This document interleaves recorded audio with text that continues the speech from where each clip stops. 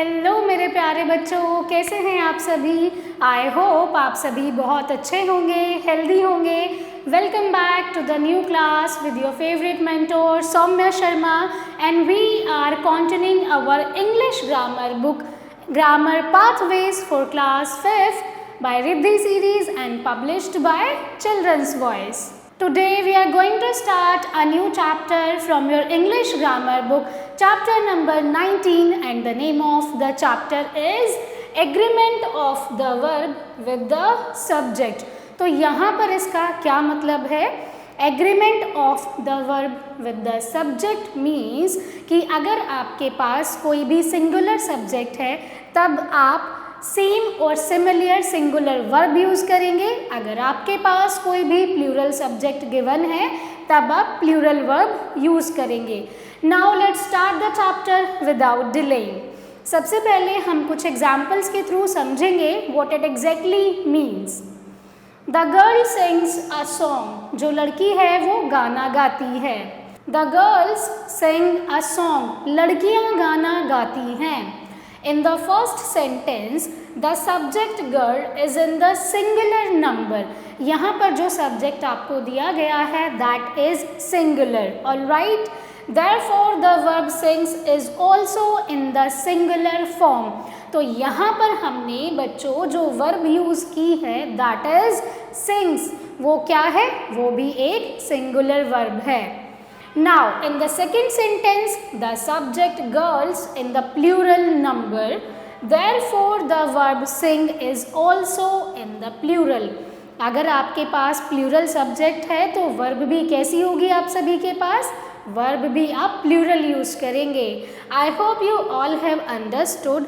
Now thus it is clear from these sentences that a verb takes the same number as its subject। इसका मतलब है अगर आपके पास कोई भी सिंगुलर सब्जेक्ट है तो वर्ब भी सिंगुलर होगी, और अगर आपका सब्जेक्ट प्लूरल है तो वर्ब भी आपकी प्लूरल रहेगी। Now read the following sentences. अब हम कुछ एग्जाम्पल्स देखेंगे। So first example we have I play in the evening, मैं शाम में खेलता हूँ। शी राइट्स एन एसे, वह एसे लिखती है। So in both these sentences, दोनों ही सेंटेंसेस में the subject is in the singular number, subject क्या है? सिंगुलर है। But in the first sentence, लेकिन पहले वाले सेंटेंस में the subject I belongs to the first person, यहाँ पर जो सब्जेक्ट आई है वो फर्स्ट पर्सन ऑफ प्रोनाउन से बिलोंग करता है। I hope you all have remember about the pronouns. अगर अभी तक आपने प्रोनाउंस वाली वीडियो नहीं देखी है तो प्लीज़ जाइए और एक बार प्रोनाउन को समझिए, तो आपको यहाँ पर बेटर अंडरस्टैंडिंग रहेगी। तो आई किससे बिलोंग करता है? फर्स्ट पर्सन से। In the second sentence the subject she belongs to the third person, तो यहाँ पर जो सब्जेक्ट शी है वो थर्ड पर्सन से बिलोंग करती है। Now there are few points my dear children, you all have to remember. पहला पॉइंट क्या है आपके पास? We generally make singular verb by adding S at the end. अब अगर हम कोई भी सिंगुलर फॉर्म बनाते हैं तब हम क्या करते हैं? वर्ब के एंड में एस ऐड करते हैं। For example the boy learns his lesson, लड़का अपना पाठ याद करता है। ऑलराइट, तो लर्न में आपने क्या किया बच्चों? एस ऐड कर दिया to make the singular verb. Moving ahead we have second point, we do not add S in the plural verb, लेकिन हमारे पास जो प्लूरल वर्ब होती है बच्चों हम उनमें एस ऐड नहीं करते हैं। For example girls go to the school, यहाँ पर जो गर्ल्स है वो एक प्लूरल सब्जेक्ट है, तो यहाँ पर जो वर्ब आएगी बच्चों वो भी क्या होगी? प्लूरल होगी। तो गो यहाँ पर प्लूरल है बिकॉज हमने यहाँ पर एस ऐड नहीं किया है। So girls go to the school, लड़कियाँ स्कूल जाती हैं। Now the third point we have I is a special pronoun. I क्या है बच्चों? एक स्पेशल प्रोनाउन है। It is singular in number, ये नंबर में तो सिंगुलर है, but it takes a plural verb, लेकिन वर्ब कौन सी यूज होती है इसके साथ में? प्लूरल वर्ब यूज होती है। Alright, so for example I write a letter, मैं एक लेटर लिखती हूँ। ऑलराइट, तो आई के साथ में जो वर्ब यूज होगी वो प्लूरल वर्ब होगी, बिकॉज आई आपका एक स्पेशल प्रोनाउन है। Moving ahead, we will see some special applications of the rule are as follows. चलिए देखते हैं। Two or more singular subjects connected by and take a plural verb. अगर आपके पास कोई भी दो सिंगुलर सब्जेक्ट हैं लेकिन वो दोनों सब्जेक्ट एंड के थ्रू कनेक्टेड हैं, तब जो वर्ब होगी बच्चों वो प्लूरल होगी। For example, Mini and Tia are friends. यहाँ पर मिनी और टिया दोनों ही आपके सिंगुलर सब्जेक्ट्स हैं, लेकिन दोनों ही किसके थ्रू कनेक्टेड हैं बच्चों? एंड के थ्रू। तो यहाँ पर वर्ब कौन सी यूज की गई है? प्लूरल वर्ब यूज की गई है, which is are. I hope you all have understood this point. Moving to the next one, Mumbai and Chennai are metropolitan cities. Mumbai और चेन्नई क्या है? मेट्रोपॉलिटन सिटीज हैं। Now two or more singular subjects, अगर आपके पास दो या दो से ज़्यादा सिंगुलर सब्जेक्ट्स हैं connected by and, take a singular verb. Alright, अगर दो या दो से ज़्यादा सिंगुलर सब्जेक्ट्स हैं तब वहाँ पर आप कौन सी फॉर्म यूज़ करेंगे? Singular form of verb use करेंगे if they refer to the same person or thing. Alright, now we will see one example, the playwright and poet is no more. तो यहाँ पर आपके पास दो सब्जेक्ट्स हैं, तो यहाँ पर आपने कौन सी वर्ब यूज की है बच्चों? You all have used the singular verb which is is is। Now two or more singular subjects, अगर दो या दो से ज़्यादा सिंगुलर सब्जेक्ट्स हैं connected by and, take a singular verb if they express one thought or idea. अगर किसी भी थॉट या आइडिया को एक्सप्रेस करते हैं तब हम सिंगुलर वर्ब यूज़ करेंगे। एग्जाम्पल देखते हैं, bread and butter is my favourite breakfast. In this sentence, I am expressing my thoughts, my idea about bread and butter. यानी कि bread and butter मेरा favorite breakfast है। Alright, तो यहाँ पर भी आप एक singular verb use करेंगे because you all are expressing your thoughts or idea regarding something. Nice. Now, two singular subjects. फिर से अगर आपके पास कोई सिंगुलर सब्जेक्ट है connected by and, take a singular verb if they are preceded by each or every. अगर किसी भी सेंटेंस में सिंगुलर सब्जेक्ट से पहले एवरी या फिर ईच आता है तब भी आप क्या यूज़ करेंगे बच्चों? आप सभी यूज़ करेंगे सिंगुलर वर्ब को। Now, every boy and every girl was given a gift. यहाँ पर सिंगुलर सब्जेक्ट है गर्ल और यहाँ पर है बॉय। इन दोनों से पहले ही ईच और एवरी यूज़ किया गया है, इसीलिए हम सभी ने यहाँ पर एक सिंगुलर वर्ब यूज़ की है which is was. Alright, now we will move to the fifth point and the fifth rule we have, two or more singular subjects connected by or nor। यानी कि अगर आपके पास कोई भी दो या दो से ज़्यादा सिंगुलर सब्जेक्ट्स हैं और वो किसी भी और या फिर नोर के थ्रू कनेक्टेड हैं, टेक अ सिंगुलर वर्ब। वहाँ पर भी हम कौन सी वर्ब यूज़ करेंगे बच्चों? सिंगुलर वर्ब यूज़ करेंगे। Neither water nor juice was served to the guest. यानी कि ना ही कोई पानी ना ही कोई जूस मेहमानों को सर्व किया गया था, तो यहाँ पर हमने एक सिंगुलर वर्ब यूज़ की है। Now moving to the sixth rule we have, when one of the subjects connected by or nor is plural. अगर कोई भी सब्जेक्ट और या फिर नोर के थ्रू कनेक्टेड है और वो प्लूरल है, then the verb must be plural, तो वर्ब भी क्या होगी बच्चों, वर्ब भी आपकी प्लूरल होगी।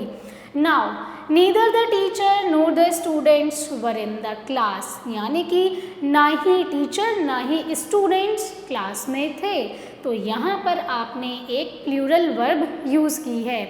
आई होप मेरे प्यारे बच्चों आप सभी को ये रूल्स समझ आ रहे हैं कि कहाँ पर आप सिंगुलर वर्ब यूज़ करेंगे और कहाँ पर आप सभी को प्लूरल वर्ब यूज़ करनी है।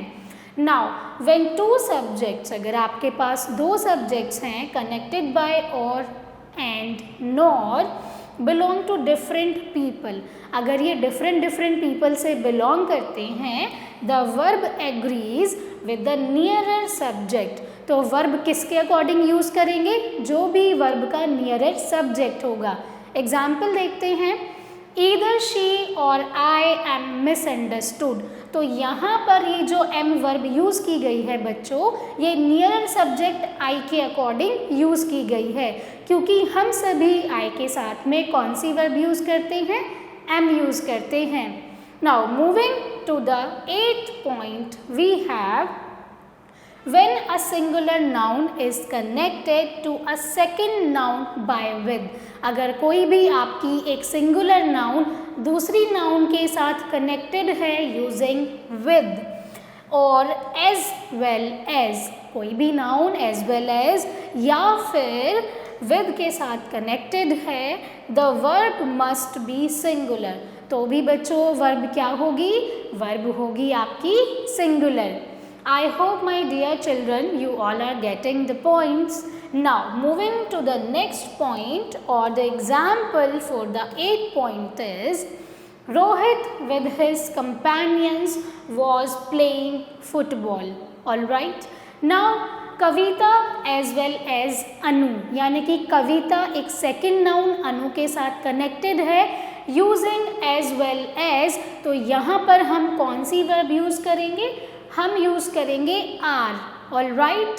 Now a noun which is plural in the form but singular in the meaning takes a singular verb, अगर आपके पास कोई भी नाउन है ऑल राइट और वो नाउन बच्चों आपकी प्लूरल है बट उसका मीनिंग क्या होगा, अगर मीनिंग सिंगुलर है तब भी जो वर्ब आप सभी यूज़ करेंगे वो सिंगुलर यूज़ करेंगे। नाउन है बट नाउन आपकी प्लूरल है लेकिन उसका जो मीनिंग है वो सिंगुलर है, तब भी आप कौन सी वर्ब यूज़ करेंगे, सिंगुलर वर्ब। एग्जाम्पल देखते हैं, द न्यूज़ वॉज अनट्रू, यानी कि जो न्यूज़ थी वो सच्ची नहीं थी, तो अगर आप यहाँ पर न्यूज़ को देखेंगे ये एक नाउन है विच इज़ प्लूरल बट यहाँ पर ये साउंड करती है सिंगुलर, इसका मतलब है सिंगुलर, तब आप कौन सी वर्ब यूज़ करेंगे, आप सभी सिंगुलर वर्ब यूज़ करेंगे। Now the wages of this grave sin is death, यहाँ पर भी ये एक प्लूरल नाउन है लेकिन इसका जो मीनिंग है बच्चों वो सिंगुलर है, इसीलिए यहाँ पर आप एक सिंगुलर वर्ब इज यूज़ करेंगे। Now moving to the 10th point we have a collective noun takes a singular verb. अब हमारे पास जो कलेक्टिव नाउन होती है, सबसे पहले आई होप बच्चों आप सभी को कलेक्टिव नाउन के बारे में पता है क्योंकि हमने प्रीवियस क्लासेस में नाउन्स के बारे में पढ़ा था, हमने डिफरेंट काइंड्स ऑफ नाउन्स भी देखे थे। अगर अभी तक आपने नाउन्स नहीं पढ़े हैं, आपको आइडिया नहीं है कि कलेक्टिव नाउन क्या होता है, तो प्रीवियस वीडियोज़ पर जाइए और वहाँ से सीखिए। अभी के लिए मैं आपको बता देती हूँ कलेक्टिव नाउन क्या होता है। जब किसी भी ग्रुप ऑफ वर्ड्स के लिए हम केवल एक सिंगल वर्ड यूज़ करते हैं that is called collective noun. For example अगर हमारे पास अ ग्रुप ऑफ ग्रेप्स या फिर ग्रुप ऑफ कीज है तब हम उसे क्या बोलेंगे, बंच बोलेंगे। When the collection is thought of as a whole, it takes a plural verb when the individuals of the collection are thought of separately. Okay, so first example we have the committee has issued its annual report. जो committee है उसने अपनी annual report को issue कर दिया है। If we will look to the second example, the committee has been divided in their final decision. लेकिन जब फाइनल डिसीजन की बारी आती है तो कमिटी क्या हो जाती है, सेपरेट हो जाती है. Now moving to the next point, we have the 11th rule. When you use none of with an uncountable noun, अगर आप किसी भी अनकाउंटेबल नाउन के साथ में नन ऑफ यूज करते हैं, the verb is in the singular, तब वर्ब आप कौन सी यूज करेंगे बच्चों, आप वर्ब यूज करेंगे singular. For example, none of the work was finished, यानी कि कोई भी काम अभी तक कंप्लीट नहीं हुआ है. तो यहाँ पर अगर आप वर्क की बात करते हैं तो ये एक अनकाउंटेबल नाउन है जिसे हम काउंट नहीं कर सकते हैं. तब हम यहाँ पर कौन सी वर्ब यूज़ करेंगे बच्चों, एक सिंगुलर वर्ब यूज़ करेंगे. I hope you all have understood. But when you use none of with a plural noun, अगर आप प्लूरल नाउन के साथ यूज़ करते हैं और प्रोनाउन के साथ यूज़ करते हैं और a singular noun referring to a group of people or things, you can use either a singular or plural verb. तब आप कौन कौन सी वर्ब यूज़ करते हैं, या तो आप सिंगुलर वर्ब यूज़ कर सकते हैं या फिर आप प्लूरल वर्ब यूज़ कर सकते हैं. Now we will see one example.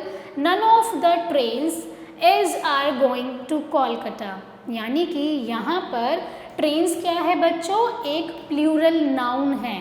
तो यहाँ पर हम दोनों ही वर्ब को यूज़ कर सकते हैं, either singular or plural. I hope ये रूल बच्चों आपको समझ आ गया है. Moving to the next rule.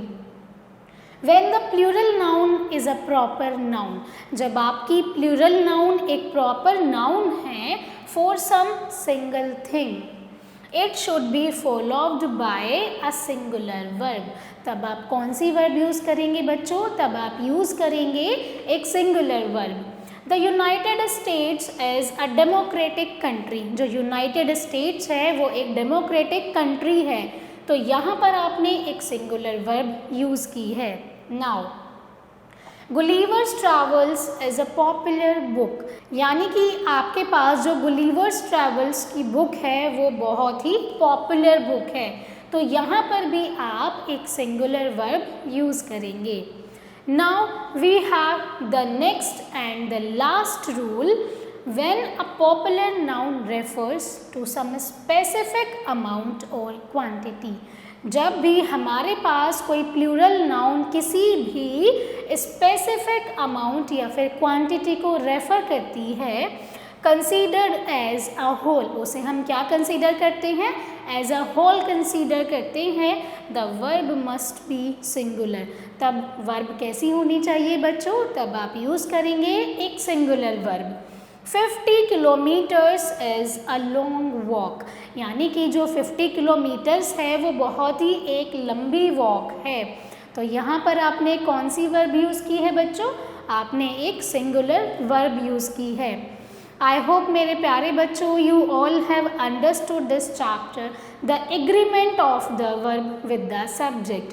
यानी कि अगर आपके पास प्लूरल सब्जेक्ट है तब आप प्लूरल वर्ब यूज़ करेंगे. If you are having any singular subject तब आप सिंगुलर वर्ब यूज़ करेंगे. और we all have seen other different rules where you all have to use the verb which will be agreement of the subject. Now we will come to the exercise part of this chapter. So let's start. First question we have, complete the sentences with the correct verbs form the bracket. यानी कि bracket में बच्चों आपको correct forms of verb given हैं. आपको sentence के लिए एक करेक्ट वर्ब आइडेंटिफाई करनी है. A horse dash faster than a dog, जो हॉर्स है वो डॉग से फास्टर रन करता है. तो यहाँ पर जो हमारे पास करेक्ट फॉर्म होगी that will be runs. A horse runs faster than a dog. Now honour and glory dash his just reward। यहाँ पर जो दो सिंगुलर वर्ड्स आप देख पा रहे हैं दोनों ही एंड के साथ कनेक्टेड हैं, तब आप कौन सी वर्ब यूज़ करेंगे बच्चों? आप सभी यूज़ करेंगे एक plural verb. Now the writer and editor were present in the book fair, यानी कि राइटर और एडिटर दोनों ही बुक फेयर में प्रेजेंट थे। यहाँ पर आप एक प्लूरल वर्ब यूज़ करेंगे।